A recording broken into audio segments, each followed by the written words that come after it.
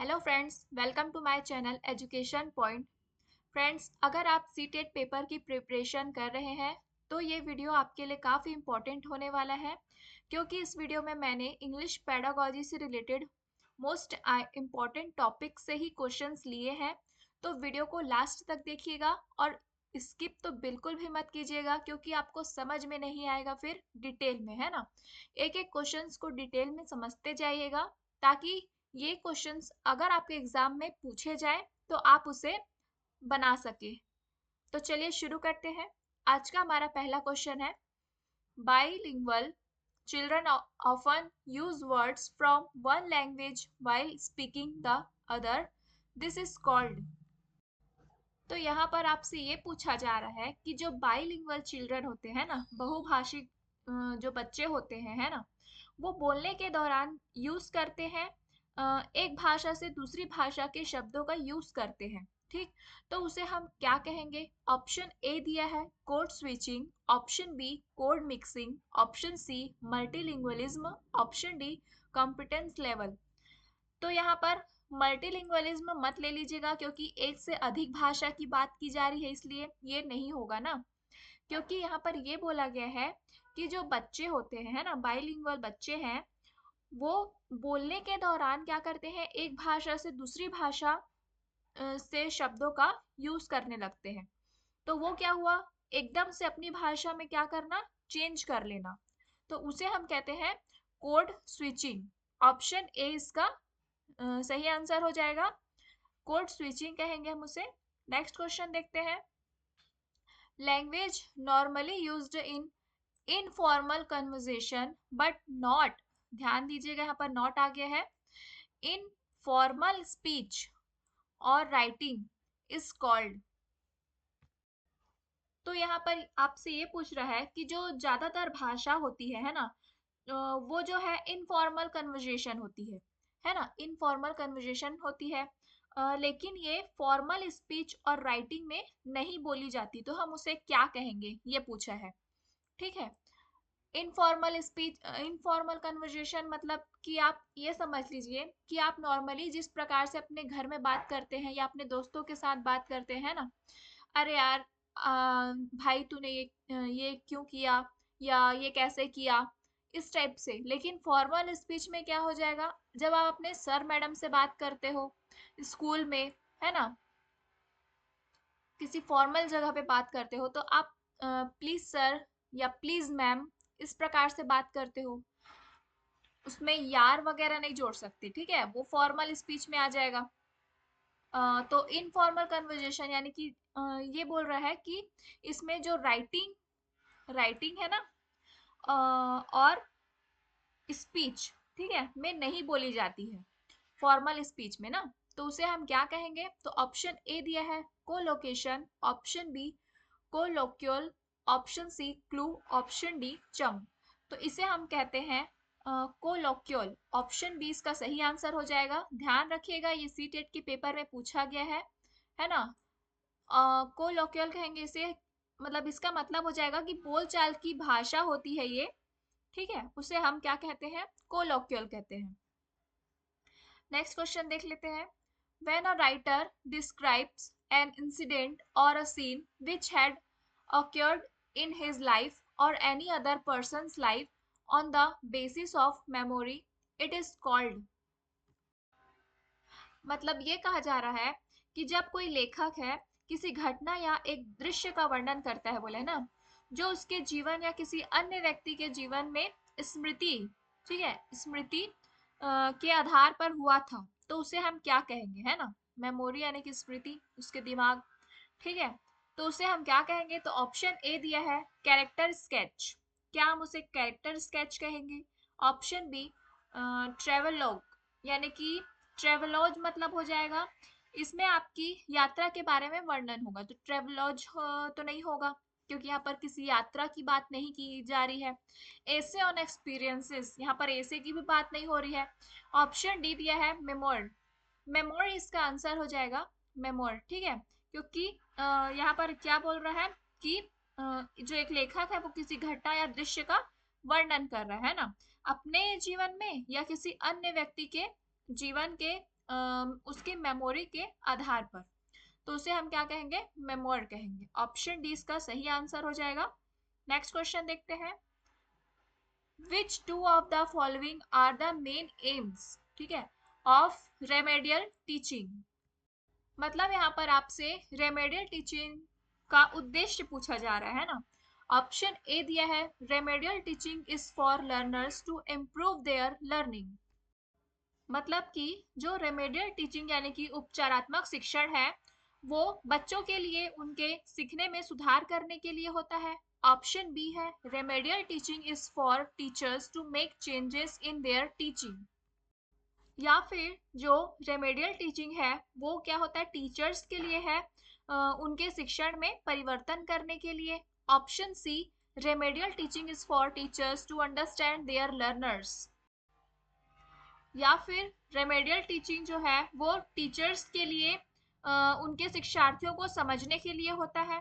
Option D है, remedial teaching is for the parents to know why some learners need improvement.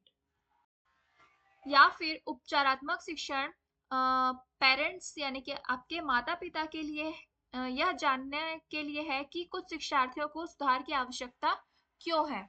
तो यहाँ पर ध्यान दीजिएगा, यहाँ पर उपचारात्मक शिक्षण के दो मेन उद्देश्य पूछे गए हैं ना। तो ऑप्शन ए में फर्स्ट में दिया है ए एंड बी, सेकेंड में दिया है सी एंड डी, थर्ड में दिया है ए एंड डी, और फोर्थ में दिया है सी एंड बी। ठीक है, यहाँ पर थर्ड है ये और ये फोर्थ है।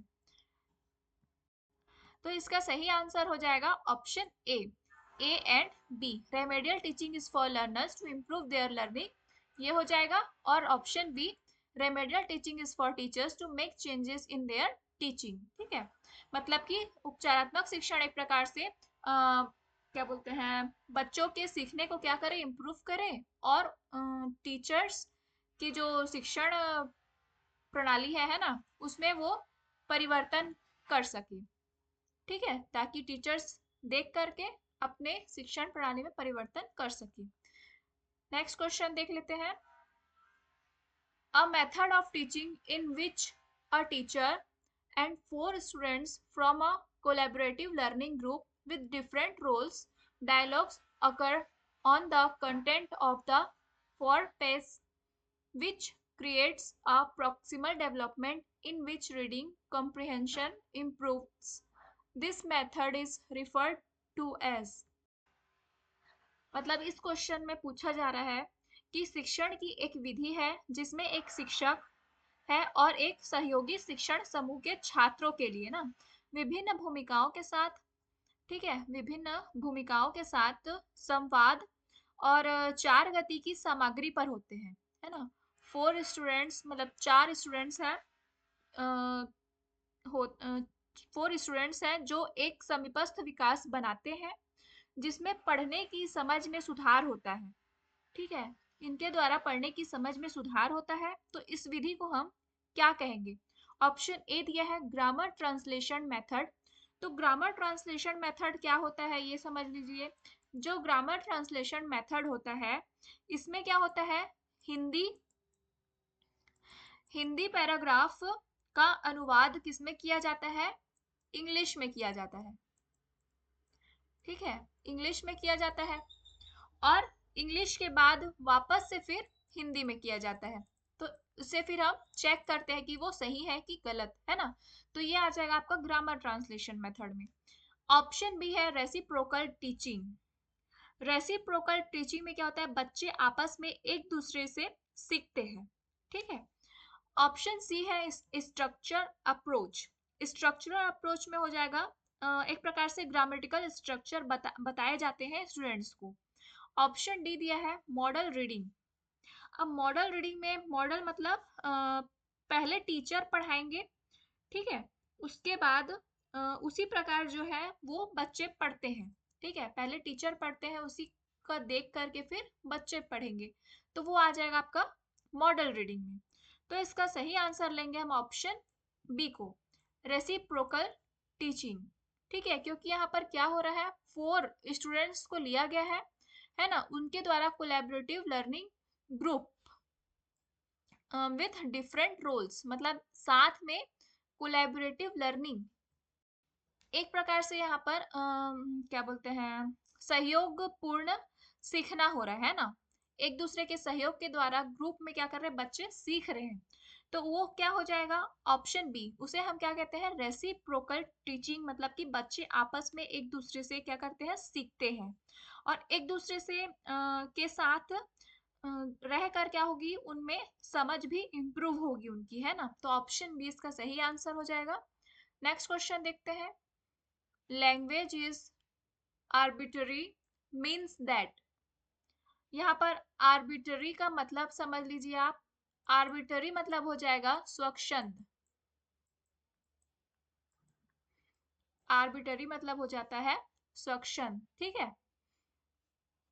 तो स्वच्छंद हम किसे कहेंगे, तो स्वच्छंद यानी हो जाएगा, इसका मतलब होता है स्वतंत्र है, ठीक, एक प्रकार से स्वतंत्र है।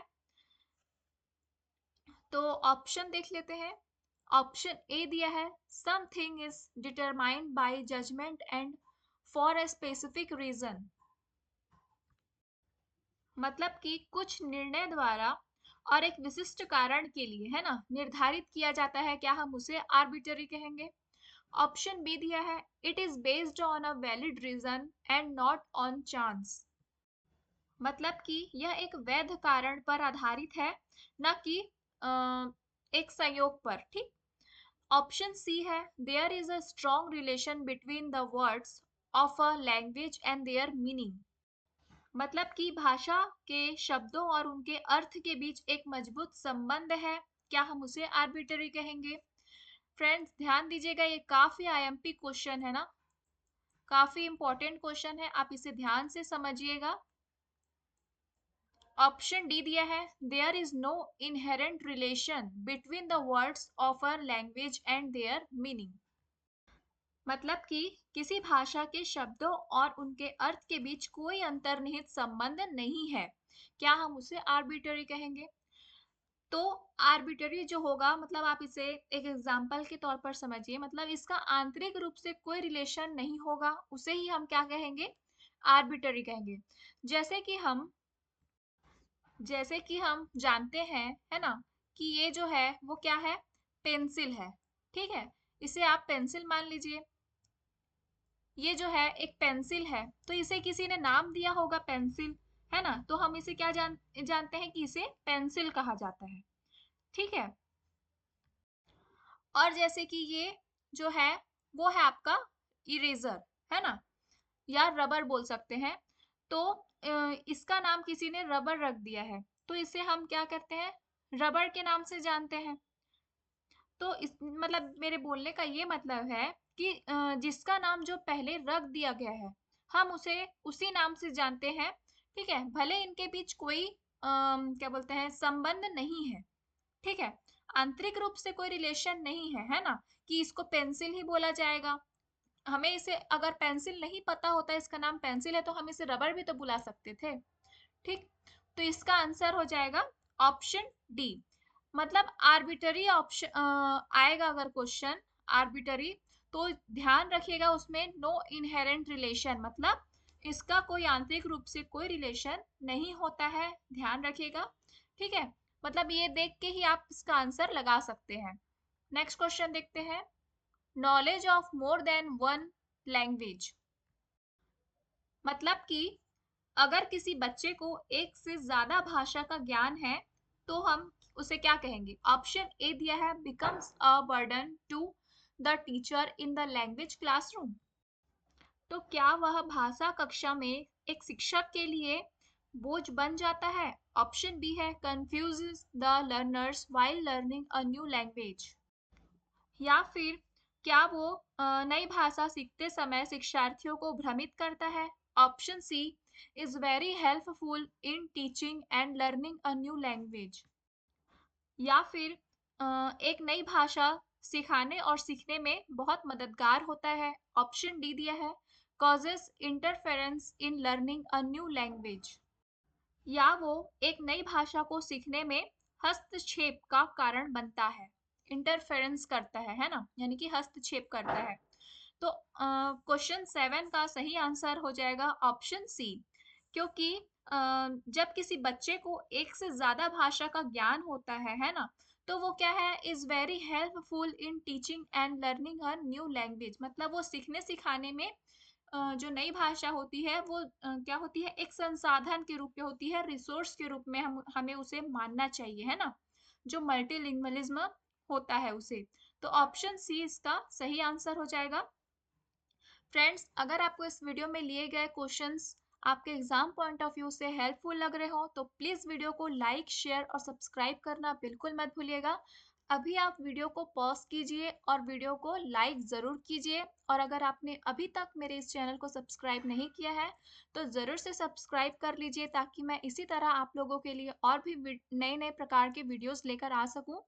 और उसमें काफी इंपॉर्टेंट क्वेश्चंस होंगे, चुने हुए प्रश्न होंगे जो आपके एग्जाम में आने की पूर्ण संभावनाएं होगी। उन्हीं प्रश्नों को मैं आप लोगों के लिए लेकर आऊंगी। तो चलिए देख लेते हैं next question. Language is not, मतलब भाषा नहीं है, पूछा है। इन चारों ऑप्शन में से देख लेते हैं। ऑप्शन ए है सोशल। तो जो भाषा होती है वो तो सोशल होती ही है ना। समाज में रहता है, समाज में रहता है बालक, ठीक है, तो स्वाभाविक है उसे भाषा तो आ ही जाएगी। तो लैंग्वेज जो है वो सोशल होती है, ठीक है, बच्चा समाज में रहकर ही तो अपने भाषा का विकास कर पाता है। ऑप्शन बी है इंस्टिंक्टिव। इंस्टिंक्टिव मतलब हो जाएगा स्वाभाविक। ऑप्शन सी है आर्बिटरी। ऑप्शन डी है सिंबॉलिक। तो लैंग्वेज जो होती है वो सिंबॉलिक भी होती है। अब बी और सी में से देखते हैं कि इसका सही आंसर कौन सा हो जाएगा। सिंबॉलिक आप समझ गए ना, क्योंकि ए, बी, सी, ये जब जो लेटर्स लिखे हैं, है ना, ये सिंबल ही तो है एक प्रकार से। ए सिंबल हो गया, बी और सी, इसलिए भाषा जो होती है वो सिंबॉलिक होती है। हिंदी में भी देखेंगे तो आ, ठीक है, ये एक प्रकार से सिंबल है। तो बी और सी में देखते हैं क्या हो जाएगा। तो यहाँ पर इसका आंसर हम ऑप्शन बी को लेंगे, इंस्टिंक्टिव। इसे हम क्या कहते हैं, सहज कहेंगे, ठीक है, सहज या स्वाभाविक एक प्रकार से। तो ये भाषा जो है वो इंस्टिंक्टिव नहीं होती, ठीक, भाषा सहज नहीं है, क्योंकि कोई भी भाषा जो होती है वो एक दिन में नहीं बनती है, आप सभी जानते हैं, है ना, बल्कि यह एक पीढ़ी से दूसरे पीढ़ी तक क्या होता है, इसके संचरण के कारण विकास और सम्मेलन का परिणाम होता है भाषा जो होता है, ठीक। तो इसे हम इंस्टिंक्टिव नहीं कहते हैं, क्योंकि ये एक ही दिन में भाषा नहीं बनती है कोई भी, इसलिए, ठीक। तो ऑप्शन बी इसका सही आंसर हो जाएगा। नेक्स्ट क्वेश्चन देखेंगे। आर्बिटरी होगी, ठीक है, ऑप्शन सी सही है, ए भी सही है और डी भी सही है। नेक्स्ट क्वेश्चन देखते हैं। This refers to the proficiency in academic language और language needed for various content areas. मतलब कि यह विभिन्न सामग्री को क्षेत्रों के लिए आवश्यक है, ठीक, शैक्षणिक भाषा या भाषा में प्रवीणता को संदर्भित करता है। ये क्वेश्चन में पूछा गया है, तो इन चारों ऑप्शन में से वो कौन सा है ये पूछा है। तो ऑप्शन ए दिया है inter language proficiency. Option B है basic interpersonal communication skills. Option C है communicative language proficiency. Option D है कॉग्निटिव एकेडमिक लैंग्वेज प्रोफिशिएंसी, ठीक। तो इसका आंसर हो जाएगा ऑप्शन डी, ठीक है, क्योंकि यहाँ पर देखिए this refers to the proficiency, यहाँ पर प्रोफिशिएंसी की बात की गई है, यहाँ भी प्रोफिशिएंसी है। इन अकेडमिक, अकेडमिक की बात की गई है, यहाँ भी एकेडमिक है। लैंग्वेज की बात की गई है, यहाँ भी लैंग्वेज दिया है ना। आप ऑप्शन से भी आंसर लगा सकते हैं, ठीक। और यहाँ पर और language needed for various content areas, बाकी तीनों ऑप्शन में ये तीनों चीजें नहीं दी गई है ना। तो ये ऑप्शन डी इसका सही हो जाएगा, कॉग्निटिव एकेडमिक लैंग्वेज प्रोफिशिएंसी, यानी कि संज्ञानात्मक शैक्षणिक भाषा प्रवीणता। इसे हम CALP कैल्प भी कहते हैं। नेक्स्ट क्वेश्चन देखते हैं। अब ये असेशन और रीजन वाले क्वेश्चन आ गए, मतलब एक प्रकार से कथन वाले क्वेश्चन आ गए हैं। Read the following statement and choose the correct option. Assertion दिया है A, learners acquire languages since they are genetically predisposed to do so, that so, and the environment does not play any role in it.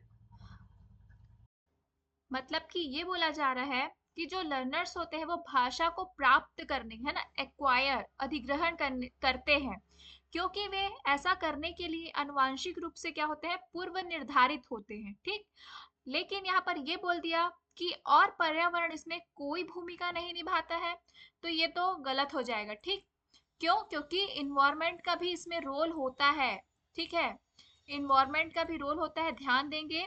यहाँ पर आनुवांशिकता के साथ साथ वातावरण का भी रोल होता है। ठीक है, लैंग्वेज को एक्वायर करने में। तो जो असर्शन दिया है ए, वो तो गलत हो गया। रीजन पढ़ लेते हैं हम। रीजन आर दिया है, the learners centred classroom environment has a great impact on language acquisition. यहाँ पर देखिए, यहाँ पर लर्नर सेंटर्ड क्लासरूम बोला है। ठीक है, लर्नर सेंटर्ड, तो क्या ये सही होगा? मतलब कि जो लर्नर सेंटर्ड क्लासरूम यानी कि शिक्षार्थी केंद्रित जो कक्षा होती है ना, वो environment has a great impact, मतलब कि वो भाषा अधिग्रहण में, लैंग्वेज एक्विजिशन में बहुत ही अच्छा इम्पैक्ट डालता है, बहुत अच्छा प्रभाव डालता है। तो ये तो सही लग रहा है। ठीक, तो रीजन आर तो सही है, बट असर्शन ए गलत हो जाएगा। तो ऑप्शन ए इसका सही आंसर है। A is false but R is true. Next question देखते हैं। The ability of think and talk about languages. मतलब कि भाषा के बारे में सोचने और बात करने की क्षमता जो है उसे हम क्या कहेंगे? ऑप्शन ए है मेटालिंग्विस्टिक एबिलिटी, ऑप्शन बी है फोनोलॉजिकल अवेयरनेस, ऑप्शन सी है प्रोफिशिएंसी, ऑप्शन डी है इमर्जेंट लिटरेसी। तो इसका सही आंसर हो जाएगा ऑप्शन ए। मतलब कि भाषा के बारे में सोचने और बात करने की क्षमता को हम क्या कहेंगे? मेटालिंग्विस्टिक एबिलिटी कहेंगे। ऑप्शन ए इसका सही आंसर हो जाएगा। नेक्स्ट क्वेश्चन देखते हैं। The idea that all children are born with an innate knowledge of grammar is given by। मतलब कि यह विचार कि सभी बच्चे व्याकरण के सहज ज्ञान के साथ क्या होते हैं, पैदा होते हैं, यह किसके द्वारा दिया गया है? ऑप्शन ए है चॉम्स्की, ऑप्शन बी पियाजे, option C Vygotsky, option D Skinner. तो यहाँ पर इन्नेट नॉलेज है ना, इन्नेट नॉलेज की बात की जा रही है, तो ये दिया था, या इसे हम इन्नेट कैपेसिटी भी कहते हैं, जो कि हर बच्चे में पाई जाती है।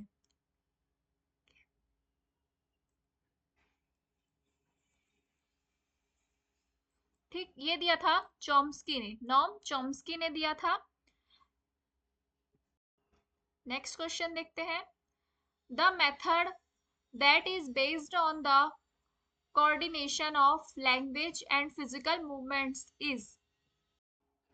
मतलब कि भाषा और शारीरिक गतियों के समन्वय पर आधारित विधि है, उसे हम क्या कहेंगे? ऑप्शन ए है task based language learning, option B है total physical response, option C है कोऑपरेटिव लैंग्वेज लर्निंग, या ऑप्शन डी है कम्युनिकेटिव लैंग्वेज टीचिंग। तो इसका सही आंसर हो जाएगा option B total physical response. इसे हम टीपीआर के नाम से भी जानते हैं। और ये किसने दिया था? तो ये दिया था जेम्स एशर ने। ठीक है, इसे दिया था जेम्स एशर ने, आप ये भी याद रखिएगा, क्योंकि यहाँ पर भाषा के साथ साथ शारीरिक गतियों के समन्वय, है ना, फिजिकल मूवमेंट्स पर आधारित विधि पूछी गई है, तो उसे हम टोटल फिजिकल रिस्पॉन्स कहते हैं। नेक्स्ट क्वेश्चन है। During classroom discussion a class sixth student is presenting his her own perspective over causes of corruption. Neither she is convinced with others' ideas, nor is she trying to look from others' perspective. Hence, according to Piaget, in which type of speech is she involved in? तो पहली बात तो ये है कि यहाँ पर किसके अकॉर्डिंग पूछा है आपसे? प्याजे के अकॉर्डिंग पूछा है। आप इसे पहले ध्यान दीजिएगा। ठीक है, प्याजे के अकॉर्डिंग पूछा है, तो यहाँ पर प्याजे के अकॉर्डिंग जो बच्चे हैं, ठीक, वो कैसे होंगे ये पूछा है। ऑप्शन ए दे दिया है egocentric speech, option B individual speech, option C social speech, option D private speech. अगर आपको प्याजे के बारे में सभी चीजें पता होंगी तो आप इसका आंसर बिना क्वेश्चन को समझे भी लगा सकते हो, है ना, इस ऑप्शन से। ठीक, कि ये स्पीच किसकी है, ये स्पीच किसकी है, और ये किसकी है, और ये किसकी है। ठीक है, तो इन चारों में से प्याजे की स्पीच कौन सी है, उससे पहले हम क्वेश्चन में क्या बोला है इसे समझ लेते हैं, फिर इसका आंसर देखते हैं। तो इसमें बोला गया है कि जो कक्षा 6 है, ठीक, क्लास 6 के छात्र या छात्राएं हैं, वो किसके बारे में बात कर रहे हैं, तो करप्शन यानी कि भ्रष्टाचार के कारणों पर अपना दृष्टिकोण, पर्सपेक्टिव, ठीक है, प्रस्तुत कर रहे हैं। तो ना तो वो दूसरों के विचारों से आश्वस्त है, कन्विंस्ड है, ठीक, और न ही वो दूसरों के दृष्टिकोण से देखने की कोशिश कर रहे हैं, ठीक है, not trying to look from others perspective, है ना, मतलब दूसरों के दृष्टिकोण से उन्हें नहीं देखना है, मतलब वो जो चीजें बोल रहे हैं करप्शन के बारे में सिर्फ वही चीजें सही है। तो वो अकॉर्डिंग टू पियाजे उसे हम क्या कहेंगे, वो किस टाइप की स्पीच है ये बोला है। तो ये इसका आंसर हो जाएगा ऑप्शन ए। उसे पियाजे ने ईगोसेंट्रिक स्पीच कहा है, मतलब मैं ही सही हूँ और तुम सारे क्या हो, गलत हो। बच्चा ये चीजें बोलता है, ये चीज समझता है, मतलब, ठीक, ईगोसेंट्रिक स्पीच में कि सिर्फ मैं सही हूँ, बाकी सभी जो है वो गलत है, मेरी बात ही सही है। तो उसे ईगोसेंट्रिक स्पीच कहेंगे हम। तो इसका सही आंसर हो जाएगा ऑप्शन ए। नेक्स्ट क्वेश्चन है, ये इस वीडियो का लास्ट क्वेश्चन है। In a language classroom a teacher is asking students to interact in groups and then share their personal response to the poem with each other. This task promotes social interaction as advocated by, मतलब यहाँ पर ये पूछा जा रहा है कि एक भाषा कक्षा में एक शिक्षक जो है वो छात्रों को समूहों में बातचीत करने के लिए कह रहा है और फिर एक दूसरे के साथ कविता के लिए अपनी व्यक्तिगत प्रतिक्रिया साझा करने के लिए यह कार्य दिया है। तो यह कार्य सामाजिक संपर्क को बढ़ावा देता है, ठीक है। तो वो किसके अकॉर्डिंग है, तो option A Skinner, option B Chomsky, option C पियाजे, ऑप्शन डी वाइगोत्स्की। तो इसका सही आंसर हो जाएगा ऑप्शन डी वाइगोत्स्की, ठीक है, क्योंकि यहाँ पर सामाजिक संपर्क है ना, सोशल इंटरेक्शन की बात की जा रही है, तो वो इसका सही आंसर हो जाएगा वाइगोत्स्की, ठीक। Thank you for watching. Please like, share and subscribe to my channel and press the bell icon जिससे कि आपको आने वाली वीडियोस की नोटिफिकेशन सबसे पहले मिल सके। और अभी तक आप लोगों ने मेरे इस चैनल को सब्सक्राइब नहीं किया है तो प्लीज़ चैनल को सब्सक्राइब कर लीजिएगा और वीडियो को शेयर करना बिल्कुल भी मत भूलिएगा अपने दोस्तों के साथ।